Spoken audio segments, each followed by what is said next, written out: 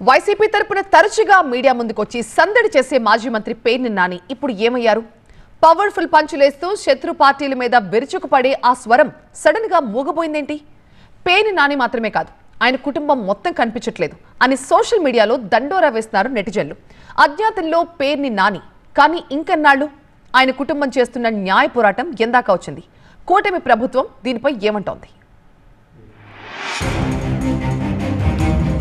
ప్రతిరోజు మీడియా ముందుండి ప్రతిరోజు నీతి వాక్యాలు చెప్పే మాజీ మంత్రి పేర్ని నాని అడ్రస్ లేడు.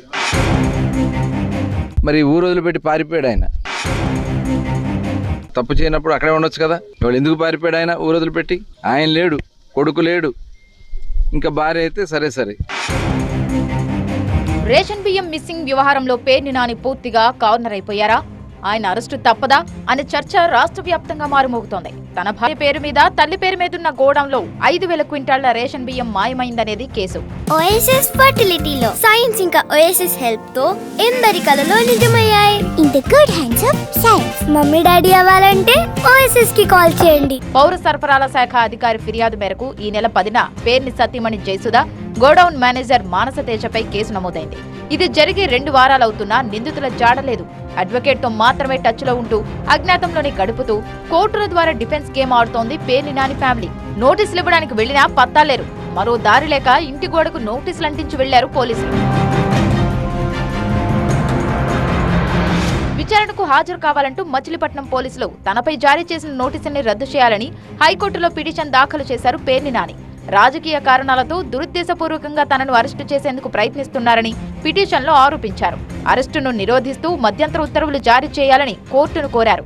నాని క్వాష్ పిటిషన్ మంగళవారం ఏపీ హైకోర్టులో విచారణకొచ్చింది.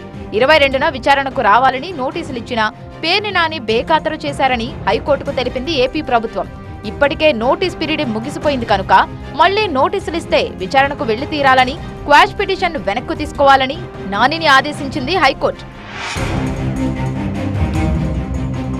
పేర్ని నాని భార్య జయసుధ కూడా బియ్యం కేసులో న్యాయ పోరాటం చేస్తున్నారు.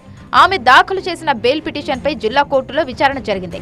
కేసుకు సంబంధించిన సీడీ సమర్పించలేదన్న కారణంతో విచారణను 27వ తేదీకి వాయిదా వేసింది కోర్టు. కానీ పేర్ని నాని కేసు విషయంలో ప్రభుత్వం ఉదాసీనంగా వ్యవహరిస్తోందా అనే ఆసక్తికరమైన చర్చ జరుగుతోంది. కేసు నమోదైన 3 రోజుల తర్వాత పేర్ని నాని తన ఇంట్లో పార్టీ నాయకులు, కార్యకర్తలతో సమావేశమయ్యారు. అప్పుడు చోద్యం చూసిన పోలీసులు విచారణకు హాజరు కావాలంటూ శనివారం నోటీసులు ఇవ్వడం ఏంటని ప్రశ్నిస్తున్నారు. అటు అక్రమ కేసులు బనాయించి తమ పార్టీ నేతలను అదే పనిగా వేధిస్తున్నారని కూటమి సర్కారును కార్నర్ చేస్తోంది వైసీపీ. మాజీ ఎంపీ నందిగం సురేష్ ను పరామర్శించిన తర్వాత తీవ్ర ఆరోపణలు చేశారు సజ్జల. నందిగం సురేష్ గారు అక్రమ కేసుల్లో అరెస్ట్ అయ్యి రేపు జనవరి 6-7 దాదాపు 4 నెలలు అవుతుంది. కనీసం ఇవ్వాల్సిన ఇది కూడా ఇవ్వట్లేదు. దాని మీద మేము ఎక్కువ అడిగితే మరింత కక్ష సాధింపుతో పోతుంది. హెరాస్మెంట్ అంటే ఎట్లుంటుంది, ఇదిగో ఇట్లా ఉండాలి అని కూడా మాకు నేర్పిస్తుంటారు. భవిష్యత్తులో వీళ్ళని ఒక్కొక్కరిని ఏం చేయాలి, ఎట్లా చేయాలి రాసి పెట్టుకొని అనేది మాకు నేర్పిస్తున్నారు. జగన్మోహన్ రెడ్డి గారు ఇందులో 5% 1% అయినా ఈ ధోరణితో వ్యవహరించే వాళ్ళు అయింటే చంద్రబాబు నాయుడు మేము వచ్చిన 3 నెలలకే జైల్లో ఉండేవారు.